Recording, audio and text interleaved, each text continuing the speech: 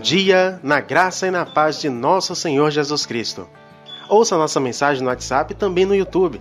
Acesse o link, se inscreva em nosso canal, ative o sininho de notificações, dê um joinha na mensagem e não esqueça de consultar as referências do texto. Saulo, porém, respirando ainda ameaças e mortes contra os discípulos do Senhor, dirigiu-se ao sumo sacerdote e pediu-lhe cartas para Damasco, para as sinagogas, a fim de que, caso encontrasse alguns do caminho, quer homens, quer mulheres, os conduzisse presos a Jerusalém. Mas seguindo ele viagem e aproximando-se de Damasco, subitamente o cercou um resplendor de luz do céu, e caiu por terra, ouvindo uma voz que lhe dizia: Saulo, Saulo, por que me persegues?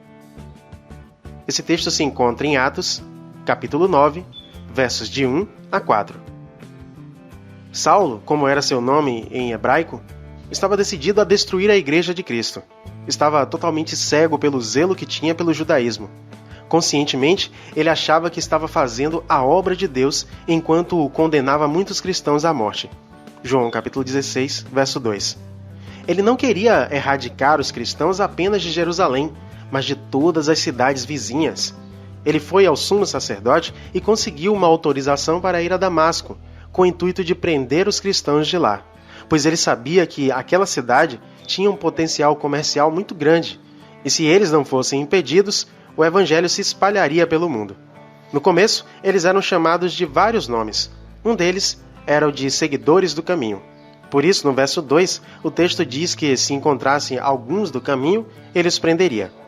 Parece que ele se esqueceu da perseguição que os judeus sofreram na época do rei Assuero.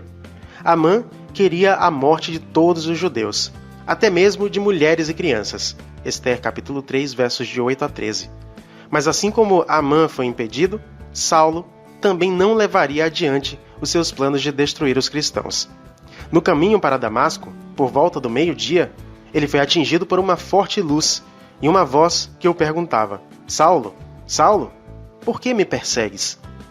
Era o próprio Jesus, do alto de sua glória, falando com ele.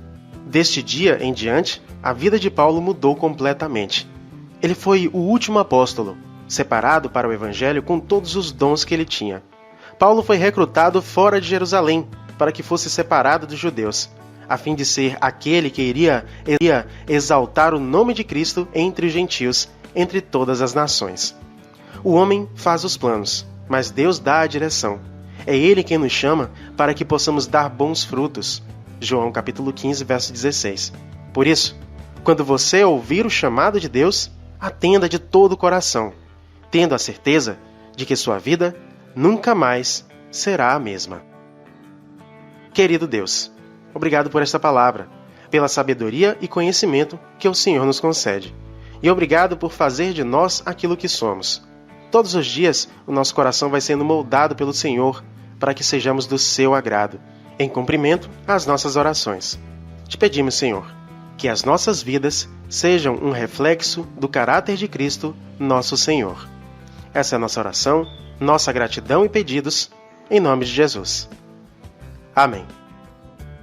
Que Deus nos conceda um ótimo dia e que nós possamos estar sempre abertos para ouvir o que Deus tem para nos dizer por meio da sua palavra e atentos ao seu chamado, em nome de Jesus. Amém.